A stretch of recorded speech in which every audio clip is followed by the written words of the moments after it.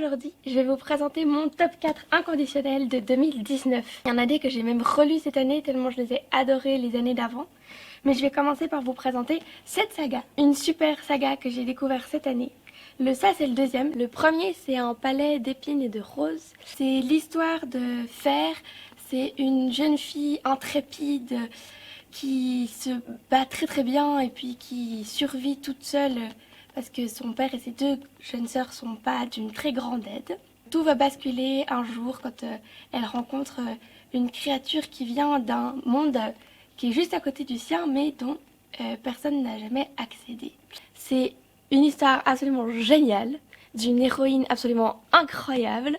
Les personnages sont différents de ce qu'on a l'habitude de voir. L'héroïne principale, elle se démarque des autres héroïnes qu'on peut voir dans la littérature jeunes adultes parce qu'elle sait ce qu'elle veut. C'est un conte moderne qui est féministe.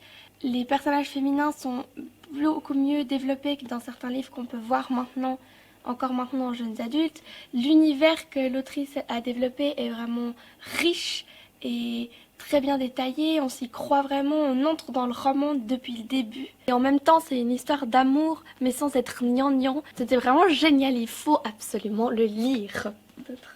Ok. Suivant. La prochaine saga que j'aimerais vous présenter, c'est une trilogie, enfin pour le moment en tout cas. C'est Sherlock Holmes.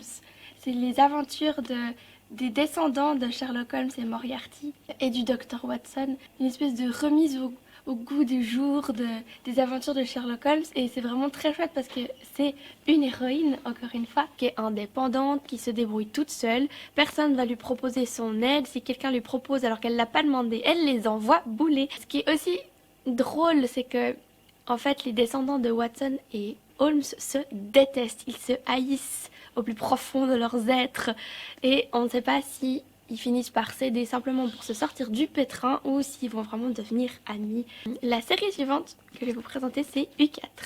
C'est pas une série qui est sortie cette année. La série U4, c'est 4 tomes qui se concentrent sur 4 personnages différents et surtout qui sont écrits par 4 auteurs et autrices différentes. C'est absolument génial. On peut commencer par n'importe quel tome. Moi j'avais commencé par celui-là, par Jules, mais on peut très bien commencer par un autre. Chaque fois ça se concentre sur un personnage mais c'est la même histoire.